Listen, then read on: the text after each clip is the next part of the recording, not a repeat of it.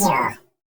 Bonjour à tous, j'espère que vous allez tous bien. Aujourd'hui, pour cette écoute sur TSO Radio, je suis avec Fanny Denis pour l'association Story Gaming Association. Et aujourd'hui, nous allons parler de l'association, savoir comment elle a été créée, pourquoi, et puis les événements à venir et tout ce qui suivra pour la suite de l'association. Du coup, bonjour Fanny. Bonjour. Vous allez bien ? Oui, ça va.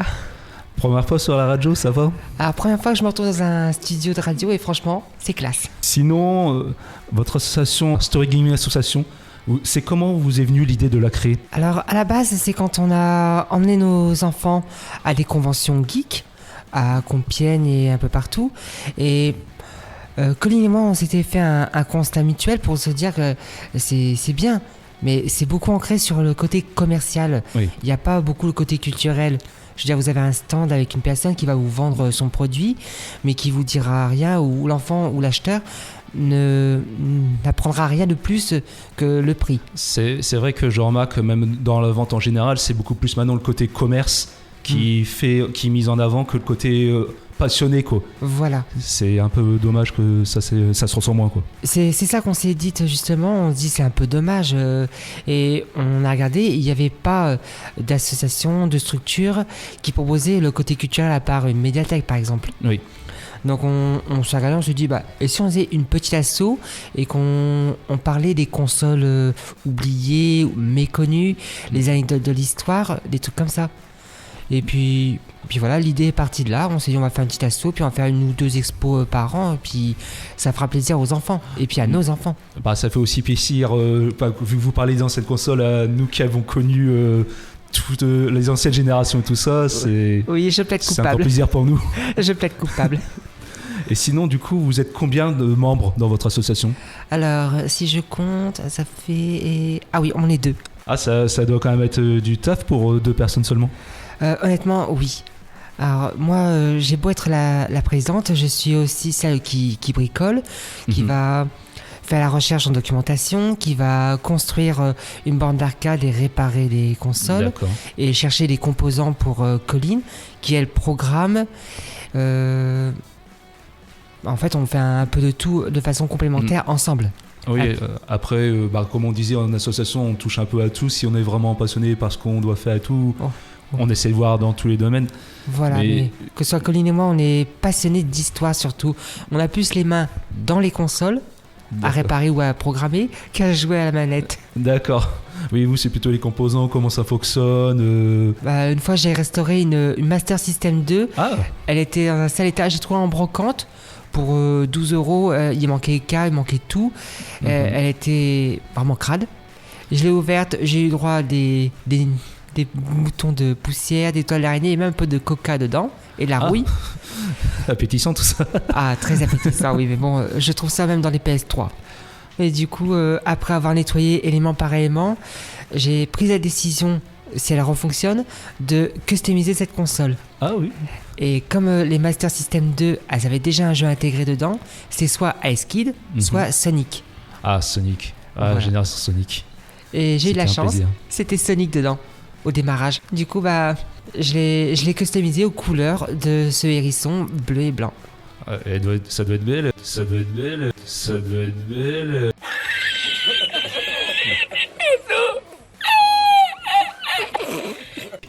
J'ai toujours été fan. Je vous comprends, moi, ma première console, c'était une Master System 1. Moi, comme je vous avais dit, c'est récupération de ma cousine. J'ai récupéré sa Mega Drive à l'époque. Ah, la 1 ou la 2 ? La 1, il me semble, de tête. C'est ça que vous pouviez changer la fréquence en 16 bytes. Oui, c'est ça, oui. Voilà.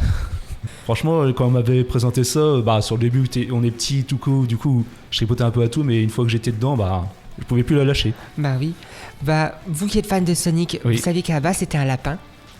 Ah ça, il me semble que j'en ai entendu parler, c'est quand ils cherchaient la mascotte justement pour rivaliser avec Mario et tout. Exactement. À base, ils ont eu l'idée de faire un lapin avec le même regard que Sonic. Oui. Et ils avaient pour but que quand il court et il attrape son ennemi avec ses oreilles, il continue de courir et lance comme une catapulte avec ses oreilles. Ah oui. Mais le codage ne permettait pas de faire toutes ces actions en simultané. Du coup, ils ont supprimé les oreilles, ils ont repensé le concept et ils ont fait le hérisson bleu qu'on connaît. D'accord. Et il est la mascotte de Sega. Je dis heureusement parce que après c'est parce qu'on est trop habitué, mais je me vois mal le voir en lapin maintenant. Après on s'aurait fait avec le temps parce que ça a été la mascotte officielle, mais bah oui. Mais est-ce qu'il aurait le succès qu'on connaît aujourd'hui? Justement, c'est ça que je sais pas, parce que c'est quand même une autre façon de présenter le personnage et tout ça, avec comme vous dites, les oreilles, tout ça, pour combattre et tout, tandis que là, c'est la boule bleue qui va super vite, qui speed quoi. Il a eu droit à des animations. Bon comme une lame, rapide comme l'éclair. Ceux qui voudraient me suivre, ils sont tous loin derrière. Je suis Sonic l'électronique, je suis Sonic supersonique. Cours par-ci, cours par-là, tu ne m'auras pas. Il attaque et il esquive, rien n'arrête l'énergie de la tornade bleue. Cyber mystère, c'est Sonic. Hyper super, c'est Sonic. Il avait même eu droit à des films et on attend le 4 avec impatience là. J'ai adoré le 3 avec Shadow. J'ai kiffé. L'histoire de Shadow, je la trouve absolument magnifique. Franchement. Vous avez vu les deux fins qu'il y a avec Amy Rose. Oui, Amy Rose et puis le Metal Sonic. Voilà. Et la fin supplémentaire, on voit ce cher Shadow qui récupère un de ses anneaux qu'il avait lancé. Oui. Après, pour ce qui est d'Eggman, je ne l'ai pas vu. Mais bon. Après, je dis ce serait dommage parce que Jim Carrey, je trouve qu'il a apporté quand même un bon personnage d'Eggman et je vois mal la saga Sonic continuer sans lui. Exactement. Sonic sans Eggman, c'est moins attrayant parce que c'est l'adversaire qu'il a besoin. Ouais, c'est ça, c'est comme enlever Bowser à Mario. Oui. Ou Ganondorf à Link. Ou Venom à Spider-Man. Oui, aussi. C'est les antagonistes principaux qu'on voit toujours en opposition avec eux. Exactement. Sinon, justement, en parlant des différents jeux et tout ça, vous avez fait il y a pas longtemps la décoration du Micromania pour le nouveau Assassin's Creed qui est sorti. Oui. Vous êtes inspiré plutôt de l'histoire du jeu ou vraiment l'histoire féodale du Japon de l'époque? Les deux. Un peu des deux? Oui, parce qu'il a fallu faire de la documentation et de la recherche par rapport au jeu. Et ce qu'on découvre, c'est que nos deux héros, Yasuke et Naoe, ont réellement existé dans l'histoire féodale du Japon. Et par chance, l'histoire se passe à l'ère d'Edo, mais surtout avec Oda qui a unifié le Japon. Oui. Et Yasuke était le porteur d'armes de Oda. D'accord. Et justement, il y avait une polémique comme quoi il n'était pas vraiment samouraï et que justement les fans avaient soi-disant fait, ils avaient fait des recherches et tout ça et puis ça plaisait pas à tout le monde de ce que j'ai entendu. Oui, il y a eu cette modification par rapport à l'histoire. Le personnage a réellement existé. Son rôle, lui, a été modifié pour le jeu. Oui. Il n'a pas été réellement samouraï, même si il a certainement dû utiliser un sabre pour défendre sa vie ou celle de son maître. Mais après la mort d'Oda, son histoire, malheureusement, n'a pas suivi. On ne sait pas ce qu'il est devenu. Il y a eu seulement des rumeurs comme quoi qu'il est retourné dans son pays, d'autres qu'il est mort au Japon de façon anonyme. Donc voilà.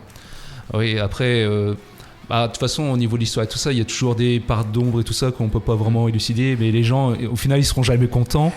C'est même pour ça qu'il a été encore reporté. Parce que le Japon a mis un point d'honneur qu'ils n'étaient pas contents qu'il y ait un samouraï noir. Oui. Parce que ça ne respecte pas à 100% l'histoire. Je peux comprendre, ça, il n'y a aucun problème. Et c'est ce qui a causé un décalage supplémentaire de février à mars, par exemple. Retrouvez TSO Radio, votre radio de tirage chanvre-et-oise, dès maintenant sur Deezer.